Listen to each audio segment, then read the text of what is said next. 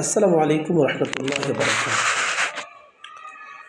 একটি বছর পরে আমাদের মাঝে আবারও রমজানুল মুবারক এসে উপস্থিত হয়েছে।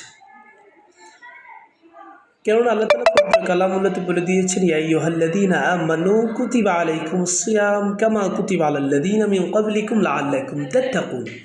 হে ইমানদারগণ, তোমাদের উপর রোজা ফরজ করা হয়েছে যেভাবে তোমাদের পূর্ববর্তী লোকদের উপর রোজা ফরজ করা হয়েছে, লাআল্লাকুম তাত্তাকুন, যেন তোমরা মুত্তাকি হতে পারো। শুধু তাই নয়, আল্লাহর প্রিয় হাবিব সাল্লাল্লাহু আলাইহি ওয়াসাল্লাম হাদিসে কুদসিতে বলে দিয়েছেন, আস-সাওমু লি ওয়া আনা আজজি বিহি।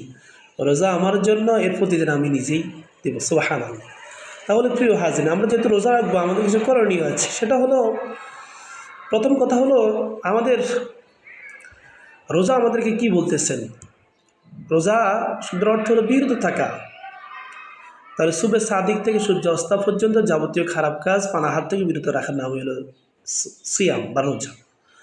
আল্লাহর প্রিয় হাবিব সাল্লাল্লাহু আলাইহি ওয়াসাল্লাম বলে দিয়েছেন, মান সামা রমাদানা ঈমানা ওয়া ইহতিসাবান গুফিরা লাহু মা তাকাদ্দামা মিন যামবিহি। যে ব্যক্তি ঈমানের সাথে, সওয়াবের সাথে রমজানের রোজা রাখবে, তার পূর্ববর্তী 1 বছরের গুনাহ মাফ করে দেওয়া হবে। সুবহানাল্লাহ। দেখো, তাহলে এখানে কথা হলো ঈমানের সাথে। ঈমান কেমন ঈমান? ঈমানটা হলো আল্লাহর ভয়। আল্লাহর ভয় আমাদের অন্তরে থাকতে হবে। এখন আমরা অনেকেই আছে রোজাও রাখি, আমার থেকে অন্যায় পাপাচার কাজ আমরা দূরে রাখতে পারি নাই। আমরা রোজাও রাখছি, আমাদের মুখ আমরা নিয়ন্ত্রণ করতে পারলাম না। আমরা রোজাও রাখছি, কিন্তু আমাদের মুখ থেকে এখনও মিথ্যা কথা ছাড়তে পারি নাই। রোজাও রাখছি, আমাদের লেনদেন ত্রুটি। রোজাও রাখছি, যেভাবে ইচ্ছা আমরা সেভাবে চলি। তাহলে কিন্তু আমরা পূর্ণভাবে সওয়াবের আশা আমাদের রোজাটা রাখা হবে। প্রিয় হাজির, আল্লাহর প্রিয় হাবিব সাল্লাল্লাহু আলাইহি ওয়াসাল্লাম বলে দিয়েছেন যে রোজাদারদের জন্য বিশেষ পুরস্কার রয়েছে। কেমন পুরস্কার?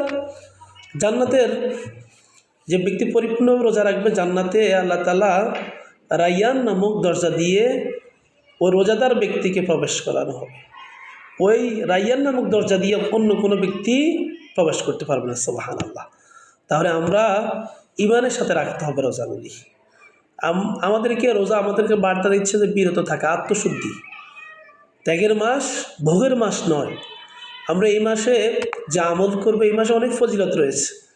যেটা কারণে আল্লাহ তাআলা বলছে, শাহরু রমাদানিল্লাযী উনজিলা ফীহিল কুরআন, যে এটা এমন মাস যে মাসে কোরআন নাজিল করা হয়েছে। সুবহানাল্লাহ। এটা এমন মাস, লাইলাতুল কদরি খায়রুম মিন আলফি শাহর, 1000 রাতের শ্রেষ্ঠতম রাত রয়েছে কদর রাত, যে রাতে কোরআন নাজিল হয়েছে। প্রিয় আছে, তাহলে আমাদের কাজ হলো, যেহেতু কোরআন নাজিলের মাস, যেহেতু এই মাস